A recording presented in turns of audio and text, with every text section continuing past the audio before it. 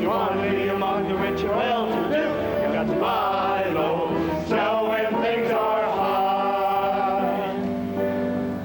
Buy when everyone is selling. Buy when the Dow Jones is dropping. Buy when all the bulls are running. Just remember, buy low and sell high.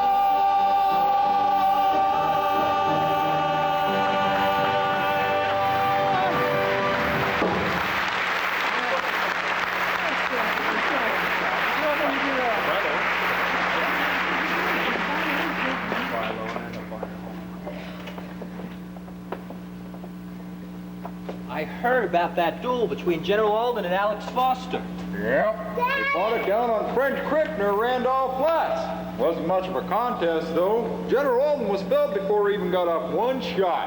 Can you imagine? He goes through countless skirmishes, through the whole bloody Revolutionary War without a scratch. Now he's got a lead ball in his leg over a silly duel. What were they fighting about? Well, some say it was over a woman, but no one knows for sure. He was a professional soldier, too.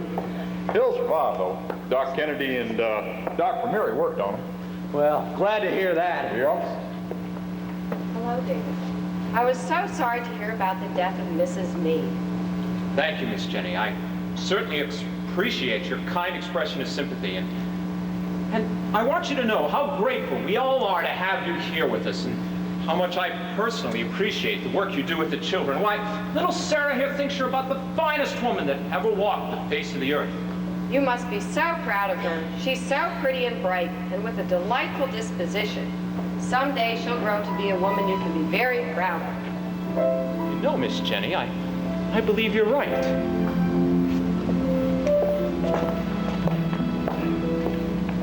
Little girls grow up, daddies they slow up.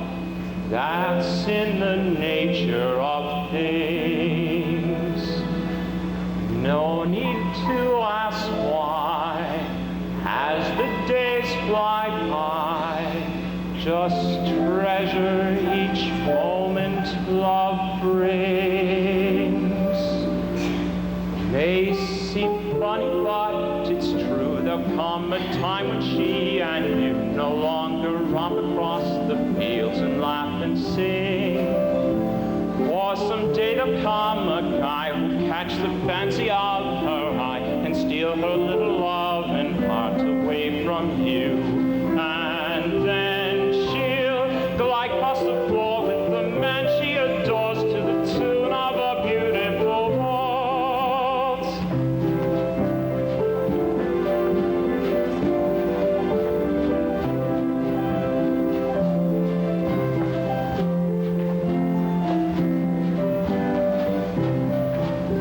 She'll cast you a glance in the midst of romance, and you'll watch till the gay music halts.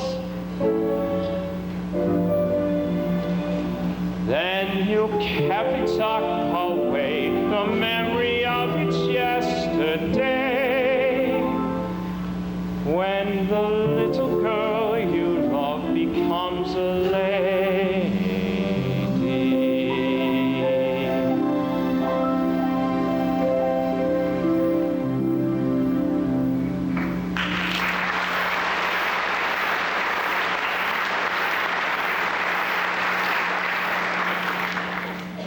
Miss Jenny, would you do me the honor of having dinner with me and my family this evening? That would be lovely.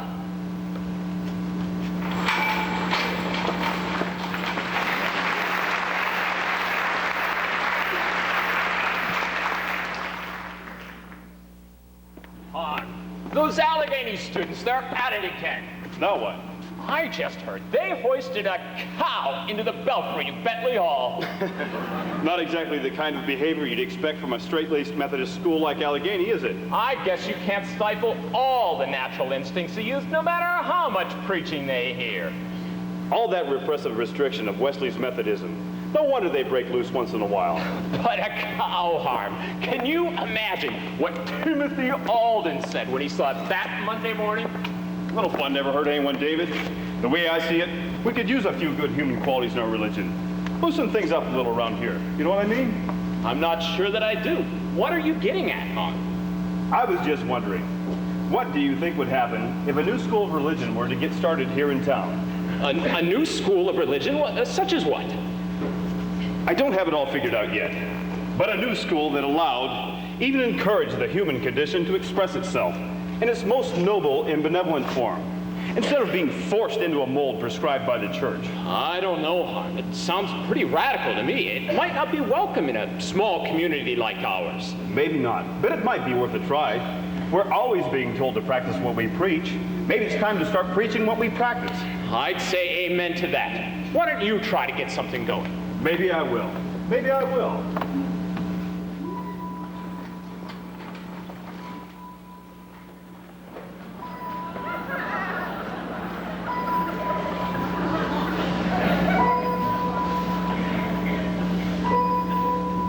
Will the following students please report to the Dean's office immediately? William McKinley, Ida Tarbell, Clarence Darrow, James Dinmore, J. Pearson Church, William Reynolds, Cyrus Holliday, Lewis Walker. There's a bovine in our belfry who will declare who put it there. Holy cow, they hoisted it! Way upon America! Way atop old Bentley Hall! Some right heads are grown up all. Holy cow, they hoisted it! Clean upon America! Way atop old Bentley Hall! Some right heads are grown up all. Holy cow, they hoisted it! Clean upon America! Way atop old Bentley Hall! Some right heads are grown up all.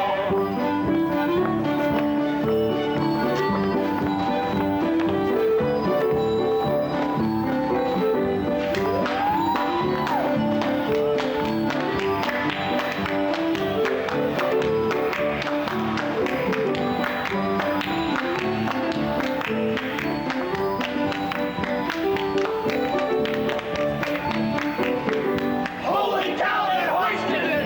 Clean upon our belfry! Way atop old Bentley Hall! Some right heads are grown up all.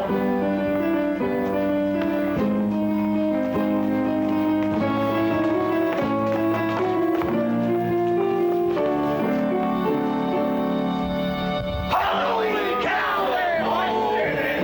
Clean upon our belfry! Way atop old Bentley Hall! Some right heads are grown up all. We are moving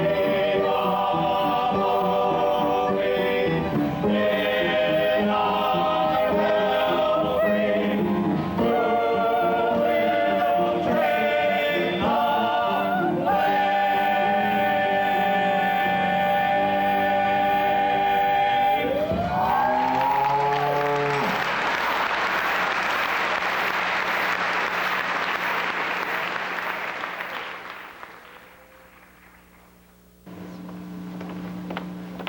Good day to you, Harm. Good day, David. How goes it with your efforts to give Allegheny College and the Methodists a little competition? Any progress with your new school of religion idea? Moving along, you've heard of Reverend Rufus Stebbins of Leominster, Massachusetts? About 27, teaching for 6 years, single. He'll be arriving soon to head the new school. Looks impressive. Yes, he is, but we've got our work cut out for us. Allegheny won't take this lying down. They have an outstanding faculty, and Timothy Alden, the school's founder, has established one of the finest libraries in the country. I heard that his trip back east to raise funds was not only extremely successful, but he actually persuaded the Reverend Bentley himself and the Honorable James Winthrop of Cambridge. to donate their personal libraries to Allegheny College. Both libraries were said to be very substantial and were well known to the academic community. Alden is greatly respected among the intellectual and influential back east. His successes will only make our work that much harder. Oh, how can a library, no matter how big it is, be such an obstacle? It's not just a library, David. It's how the school plans to enforce it. They have a plan to force their students to memorize their doctrines.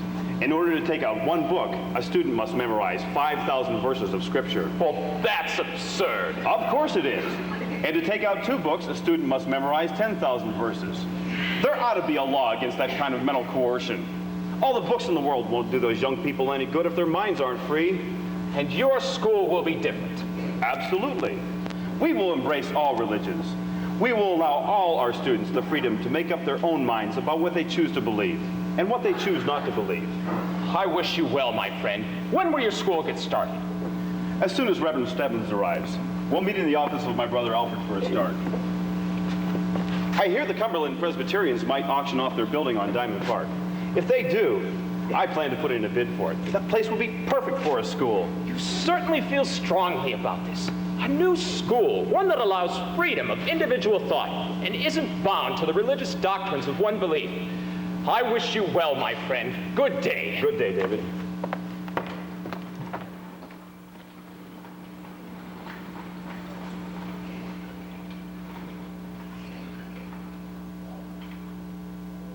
As new students in our college, it is my duty and privilege to make you aware of the beliefs and standards upon which this institution was founded and upon which its rules and regulations were established. I'm sure that you are aware that the world is filled with sin and corruption. And is it incumbent upon you to do all that you can to fight this sin and corruption from the very depths of your soul? Sin such as kissing,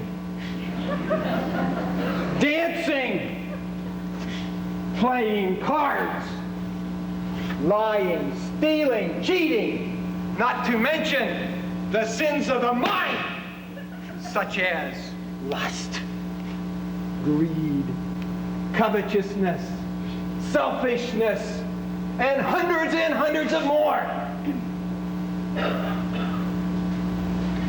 This school is founded on a belief in universalism, a common quest to find meaning in life, a shared effort to put our best values into practice in our daily affairs.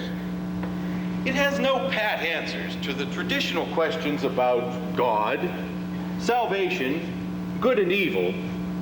It is broad enough to embrace all religions and creeds. And in order to fight this enemy of the flesh and the spirit, we must have strict rules, rigid discipline, constant vigil, unswerving direction, and unbending beliefs. That is why, and that is what led John Wesley to create the School of Wesleyan Methodism, so that you can go into this world armed with the sword of power and the shield of faith. In short, armed with the methods of Wesleyanism. That will help you, students, to withstand the wiles of the devil when he comes to tempt you, and he will.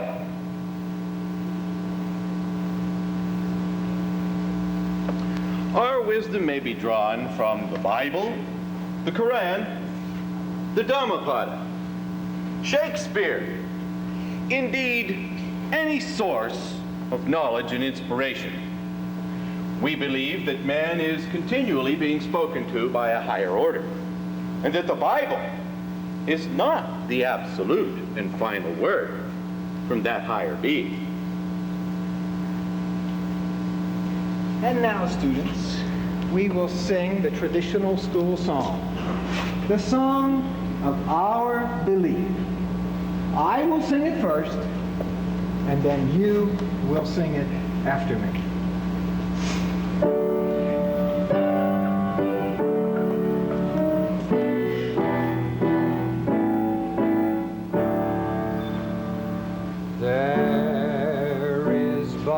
one and only one true God. And there is one true way to worship Him. Strict discipline and methods that are firm. This is our faith. In this we must believe. Students, now you sing with me. There is but one and only one true God, and there is one true way to worship Him. Strict discipline and methods that are firm. This is our faith. In this we must believe. You may be seated. And now, students, I would like you to learn our school song, which summarizes our beliefs. I will sing it once, and then you are all to sing it with me.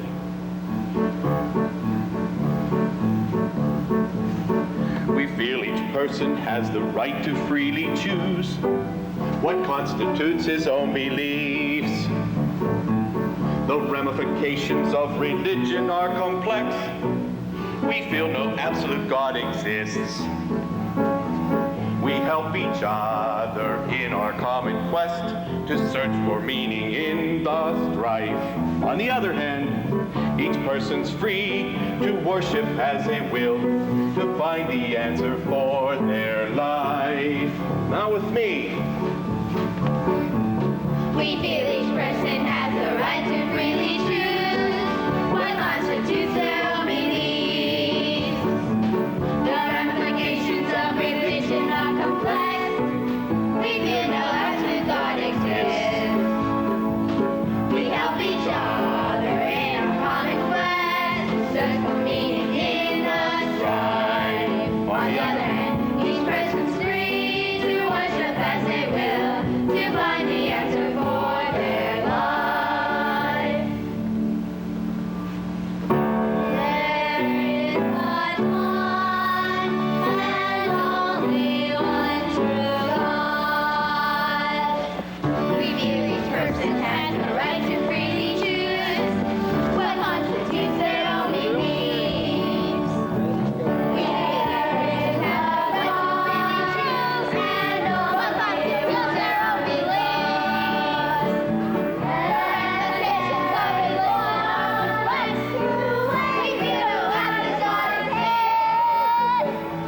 We help each other in our common quest, meaning in our strife. On the other hand, each person's free to worship as they will, to find the answer for their life. Students, take your seats.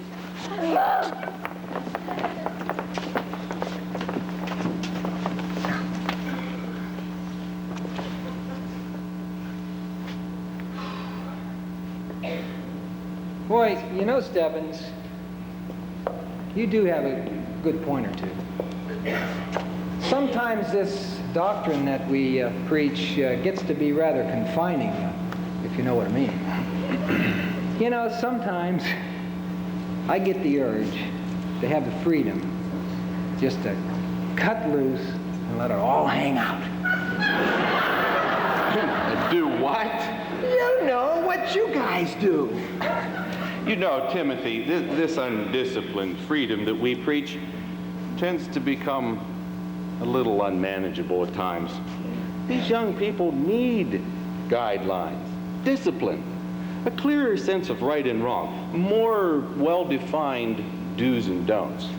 Without them, they tend to become a pain in the neck. Sometimes I'd like to bend a few heads, you know what I mean? Anyway, as long as you're in the mood, Timothy, Why don't you break loose and try that old hymn this way?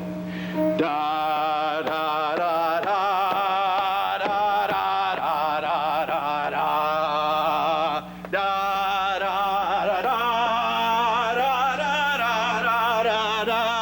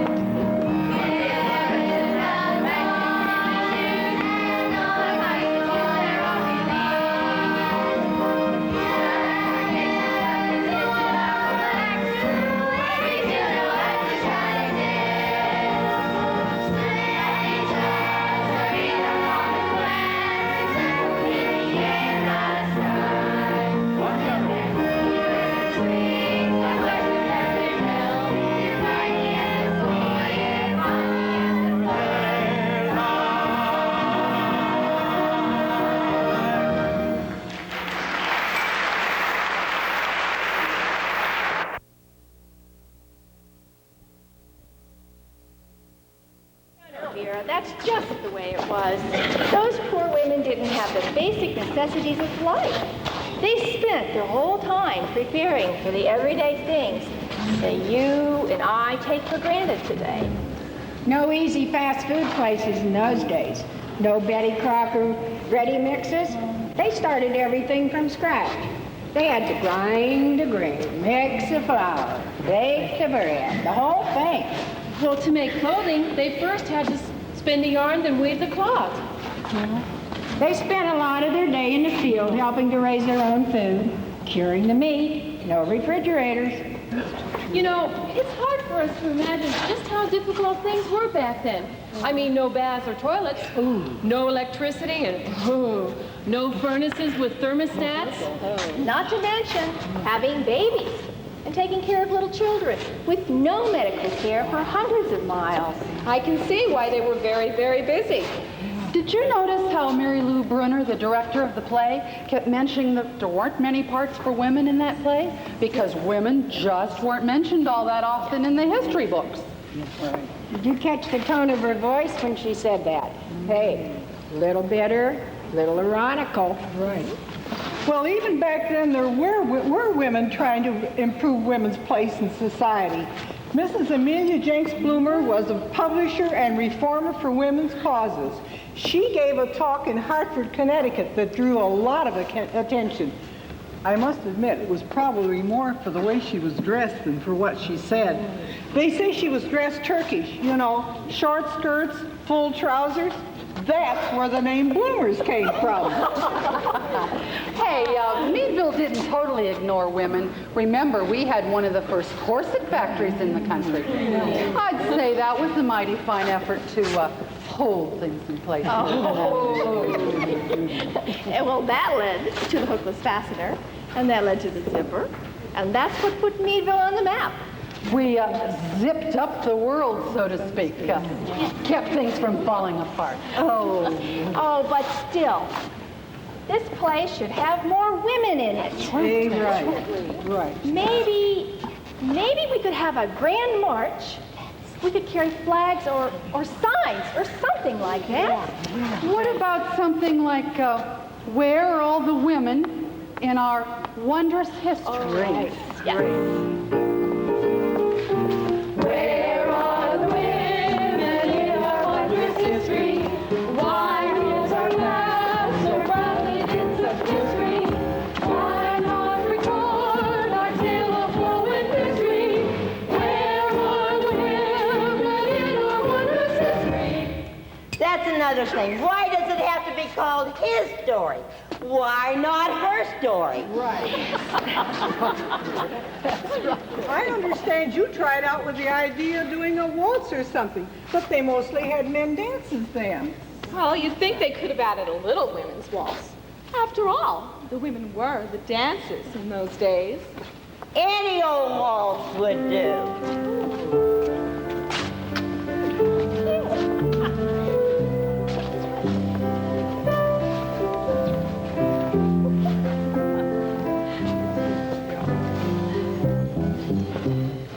We talk to the men at intermission and tell them how we feel about being practically omitted from a play that's supposed to be all about Meadville.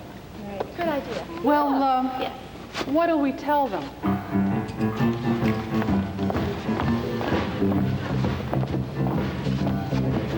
We got those intermission victims of historical omission.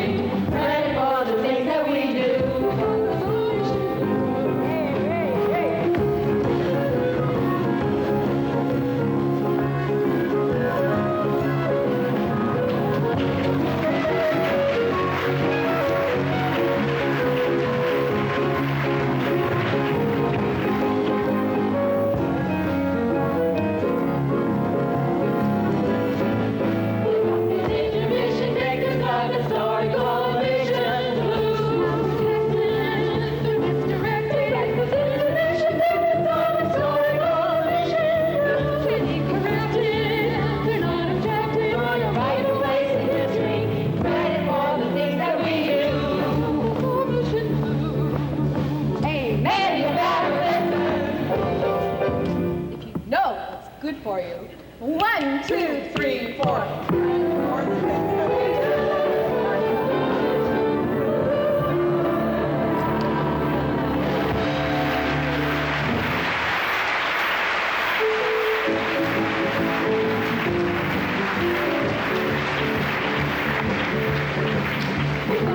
Intermission victims of historical omission.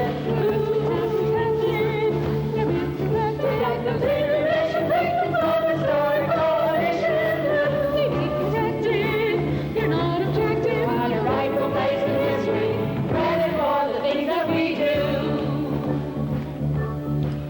And man, you better listen. If you know what's good for you. 1, 2, 3, 4.